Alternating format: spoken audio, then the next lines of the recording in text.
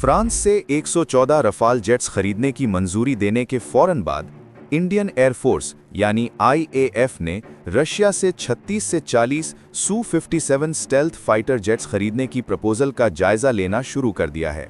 ये डील इसलिए ज़रूरी समझी जा रही है ताकि इंडिया का 5th जनरेशन गैप पूरा हो सके, जब तक इंडिया का अपना फाइटर AMCA तैयार न हो। इंडियन एयरफोर्स के पास अभी एक भी 5th जनरेशन स्टेल्थ एयरक्राफ्ट नहीं है, जबकि इंडिया की सैंक्शन्ड स्ट्रेंथ 42 फाइटर स्क्वाड्रन्स होनी चाहिए, वो घटकर सिर्फ 29 ऑपरेशनल स्क्वाड्रन्स रह गई हैं।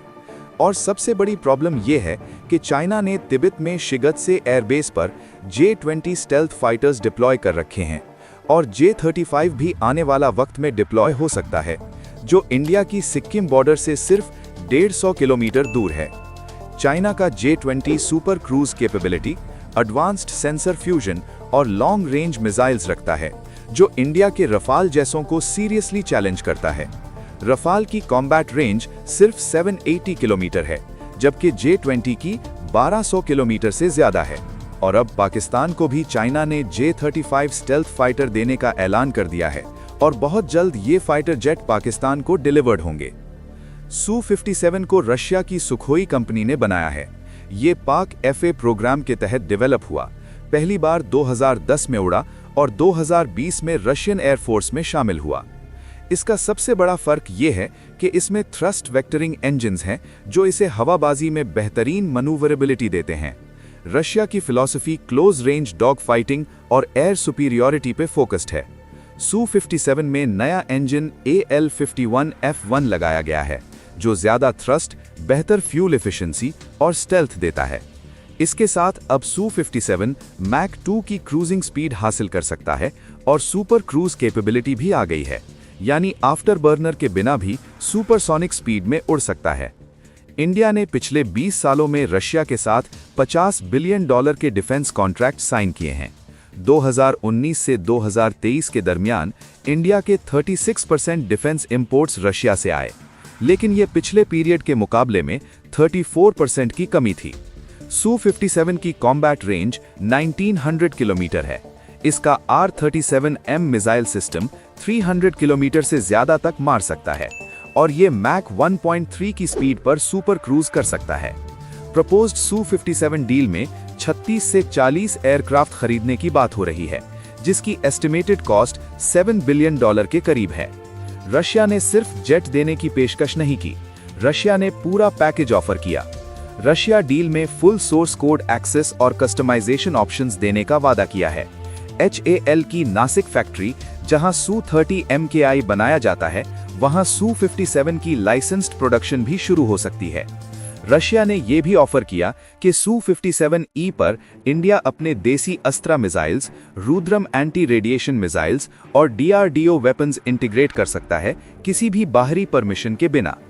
इंडिया के पास अभी 3 ऑप्शंस हैं: सू-57 खरीदना, रशिया के साथ पुराना रिश्ता ताज़ा करना, F-35 खरीदना, अमेरिका के साथ अलाइन होना, AMCA पर फोकस करना, खुद अपना फाइटर बनाना, लेकिन अभी वक्त लगा गया। फरवरी 2025 में जब PM मोदी ने व्हाइट हाउस में ट्रंप से मुलाकात की, ट्रंप ने ऐलान किया कि USA इंडिया को F-35 स्टेल्थ फाइटर्स देने का रास्ता साफ कर रहा है।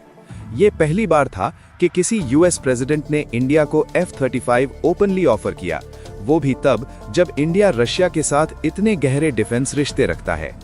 इंडियन नेगोशिएटर्स ने एक वाज़ेह लाइन खींच दी: कोई भी 5th जनरेशन जेट तब तक नहीं खरीदेंगे जब तक substantial technology transfer, open source software access और इंडिजिनस वेपन्स इंटीग्रेट करने की आज़ादी नहीं मिलती। लेकिन US ऑफिशियल्स ने इंडिया को साफ जवाब दे दिया कि F-35 का सोर्स कोड, प्रोप्राइटरी एल्गोरिदम्स और अनरिस्ट्रिक्टेड मॉडिफिकेशंस, ये सब ऑफ लिमिट्स हैं। यहां तक कि अमेरिका के 5 आइज पार्टनर्स को भी पूरा एक्सेस नहीं दिया जाता। इंडिया ने फॉर्मली जुलाई 2025 में US को बता दिया कि वो F-35 खरीदने में कोई दिलचस्पी नहीं रखते। इंडिया ने 2 बड़ी वजहें बताईं: F-35 की बहुत ज्यादा मेंटेनेंस कॉस्ट्स और टेक्नोलॉजी ट्रांसफर का न मिलना। दूसरी तरफ रशियन सुखोई ने HAL को एक कॉम्प्रिहेंसिव फीजिबिलिटी असेसमेंट भेजी है, जिसमें कहा गया कि इंडिया की प्रोडक्शन इंफ्रास्ट्रक्चर 50% तैयार है, क्योंकि इंडिया 20 सालों से Su-30 MKI बना रहा है। प्रपोज्ड स्ट्रक्चर ये है कि पहले रशिया से रेडी जेट्स सीधा आएंगे, फिर इंडिया में बाकी जेट्स लोकली बनाए जाएंगे, बिल्कुल Su-30 MKI मॉडल की तरह। रशिया ने खुद कहा Su-57S सोर्स कोड के साथ आएगा, इंडियन वेपन्स इंटीग्रेट करना आसान होगा। इंडिया का AMCA advanced medium combat aircraft programme चल रहा है। ये लो रेडार क्रॉस सेक्शन और सुपर क्रूज कैपेबिलिटी के साथ डिजाइन किया गया है और Su-30 MKI का रिप्लेसमेंट होगा। अभी 5 प्रोटोटाइप्स बनाने हैं, लेकिन AMCA में डिलेज हैं। रियलिस्टिकली ये 2038 से पहले IAF में नहीं आएगा। इसलिए Su-57 एक ब्रिज सोल्यूशन है। जब तक AMCA आए तब तक 5G कैपेबिलिटी मेंटेन करो। लेकिन रशिया की भी लिमिटेशन है।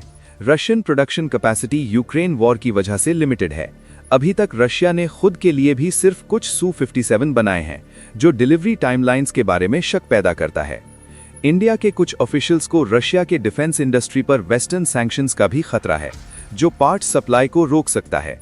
इंडिया के सामने अभी ये सवाल है, Su-57 लो, सस्ता, टेक्नोलॉजी ट्रांसफर के साथ, लेकिन सैंक्शंस का रिस्क। रफाल बढ़ाओ, प्रूवन, लेकिन सोर्स कोड नहीं मिलेगा। AMCA का इंतजार करो, खुद मुख्तारी, लेकिन 2038 तक गैप रहेगा। IAF की ये स्ट्रैटेजी दोनों इमीडिएट ज़रूरतों और लॉन्ग टर्म इंडिजिनस कैपेबिलिटी के दरमियान एक बैलेंसिंग एक्ट है। Su-57 near term 5G exposure दे सकता है, जबकि रफाल प्रूवन कॉम्बैट रेडिनेस फराहम करता है।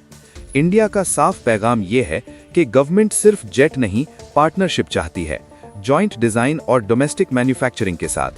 F-35 ये नहीं दे सकता, इसलिए डील नहीं हुई। इंडिया एक बहुत बड़ी डिफेंस डील के दरवाजे पर खड़ा है। रशिया सस्ता ऑप्शन, टेक्नोलॉजी ट्रांसफर और मेक इन इंडिया दे रहा है। America cutting edge stealth technology और जियोपॉलिटिकल पार्टनरशिप दे रहा है। लेकिन इंडिया का दिल खुद मुख्तार होने का है, AMCA के जरिए। ये फैसला सिर्फ एक फाइटर जेट का नहीं, बल्कि इंडिया की फॉरेन पॉलिसी, डिफेंस सॉवरेंटी और फ्यूचर मिलिट्री पावर का भी सवाल है।